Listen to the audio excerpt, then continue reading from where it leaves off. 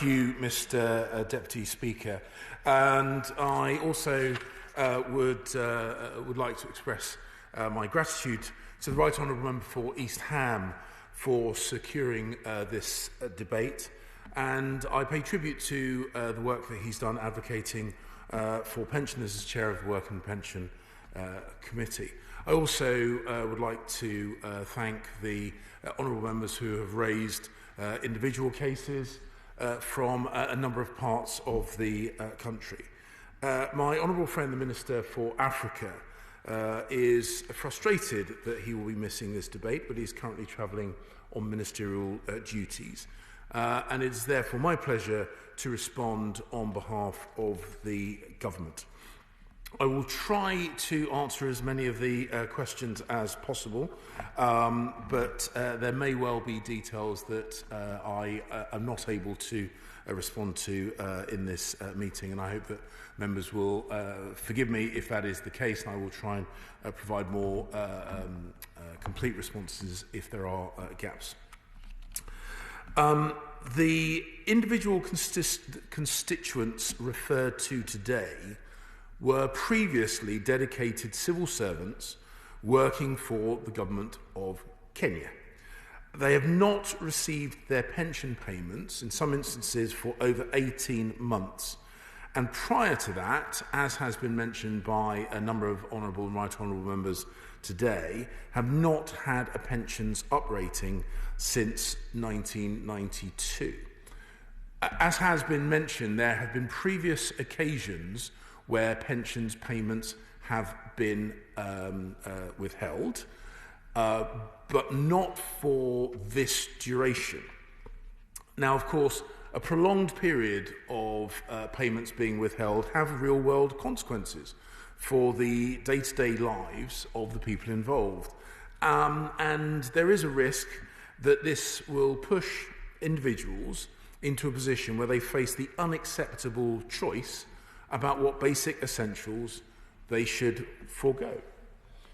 The people that we are speaking about here have worked often lengthy and distinguished careers in public service with the promise that they would receive their pension benefits. And I therefore join the House in voicing our frustration at the harsh and unfair reality with which many of these individuals have been forced to grapple.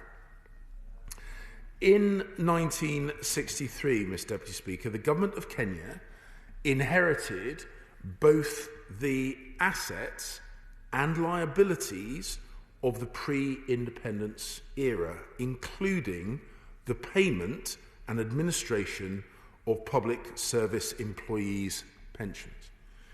In 1970, it became clear it was becoming an increasing burden on Kenya, and as an aid initiative, and in recognition of our history with Kenya, Her Majesty's government announced that it would assume responsibility for the award, control, administration, and payment of pensions benefits of certain former public servants and their beneficiaries.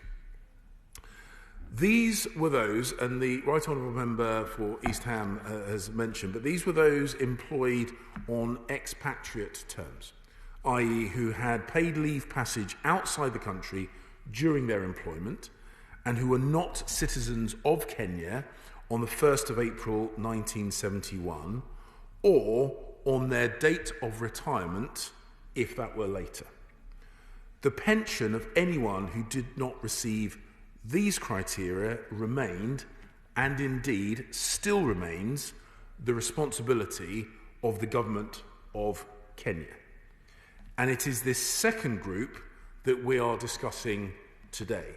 Our estimate is that there are 200, in response to the question the Right Honourable Member put forward, our estimate is there are 229 retired civil servants who fall into this category. Some of these pensioners, whose payments are the sole responsibility of the government of Kenya, as a 229, now reside in the United Kingdom and are, amongst other honourable right honourable members, our constituents. The government of Kenya appointed Crown Agents Bank as the global paying agent for its pensions liabilities, and it is Crown Agents Bank that are entrusted to make payments to those owed pensions by the government of Kenya, but based overseas.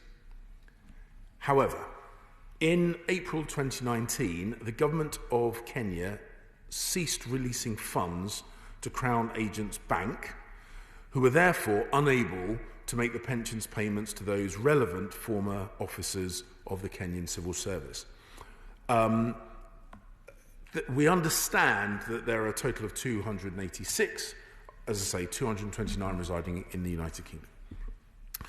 The government of Kenya has as yet not provided any explanation for the suspension of these payments. Her Majesty's government, and specifically the former Minister for Africa, was first made aware of this suspension of payments at the end of May 2019 by the Honourable Member for Washington and Sunderland West, who had received letters from affected constituents. And from the speeches and interventions this evening, it is clear that other members also were approached, honourable right honourable members were approached by constituents in similar circumstances. When it became clear that this was not an isolated incident, and indeed not a short-lived incident a number of months later, Her Majesty's government immediately got in contact with the government of Kenya. We have regularly made both official and ministerial representations to the government of Kenya, including in a number of occasions through 2019, and up until, and I'm making sure I don't inadvertently preempt part of my own speech, the Minister of Africa raised this issue on the 3rd of December 2020. The Foreign Commonwealth Development Offices in London have lobbied the Kenyan High Commissioner, and our High Commission in Nairobi has liaised with the Pensions Department of Kenyan National Treasury, as well as raising the issue with the Ministry of Foreign Affairs. In all these exchanges, we have asked for an explanation as to why payments were stopped and called on the government of Kenya to resume payments and backdate the payments as a matter of urgency. I thank the Minister for allowing me to intervene. During all these exchanges with the government of Kenya, given that this is a moral and ethical issue, did our government ministers, did they actually explain to the Kenyan government that this will become a matter of great shame for them, given the small amounts and the small number of individuals involved? It still will be a blot historically for their non-compliance and non-payment to hard-working individuals who had served Kenya so tirelessly throughout their lives. I haven't been privy to the details of the conversations, but I think it would be unimaginable for the Kenyan government not to realise that when there is interest from members of the UK Parliament, that this will become a high-profile issue and it will have reputational implications on the Kenyan government. The government of Kenya, unfortunately, has never proactively raised this issue with us. Our High Commissioner in Nairobi raised the issue with Principal Secretary, and I apologise in advance of the pronunciation, Cameo, from the Ministry of Foreign Affairs on the 1st of December, sharing with them the copies of the note verbal we had previously submitted on the subject. My colleague, the Minister for Africa, also raised with the Kenyan Cabinet Secretary for the National Treasury and Planning, Yatani, on Thursday, 3rd of December, and pushed again for pension payments to be resumed and backdated. We've been in regular contact with Crown Agents Bank. We understand that in recent months they have made progress with the Pensions Department of the Kenyan National Treasury. Crown Agents Bank provided additional information at the request of Kenyan authorities, though the funds needed for payments to resume have as yet still not been released. I thank the Minister for giving way and also for the detailed response that he is giving in the Chamber this evening.